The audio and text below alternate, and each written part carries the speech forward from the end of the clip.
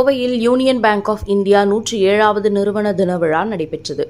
கோவை நவ இந்தியா பகுதி இந்துஸ்தான் கலை மற்றும் அறிவியல் கல்லூரியில் டாக்டர் அப்துல் கலாம் அரங்கில் யூனியன் பேங்க் ஆஃப் இந்தியா 107வது நிறுவன தின விழா கோவை மண்டல தலைவர் S.A. ராஜ்குமார் மற்றும் பிராந்திய தலைவர் S.S. லாவண்யா ஆகியோர் தலைமையில் நடைபெற்றது.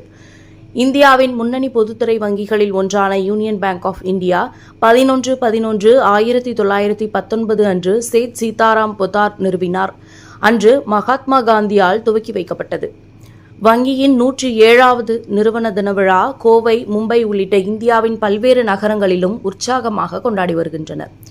மும்பை விழாவில் நிதித்துறை சேவைகள் செயலர் நாகராஜு முதன்மை விருந்தினராக கலந்து கொண்டு வளரும் பாரதத்தின் தொலைநோக்கு இயக்கத்திற்கு உதவிடும் இயக்கத்தின் இந்த ஆண்டின் கருப்பொருளான ஒன்றிணைந்து ஒளிரும் எதிர்காலத்தை உருவாக்குவோம் என்ற தலைப்பில் உரையாற்றியுள்ளதாகவும், இந்நிகழ்விற்கு வங்கியின் நிர்வாக இயக்குநர் மற்றும் முதன்மை செயல் அலுவலர் ஆசிஷ் பாண்டே தலைமை தாங்கியுள்ள நிகழ்ச்சியில் செயற்குழு இயக்குநர்கள் மற்றும் உறுப்பினர்கள் பங்கேற்றுள்ளதாகவும் வங்கியின் சார்பில் தெரிவிக்கப்பட்டது.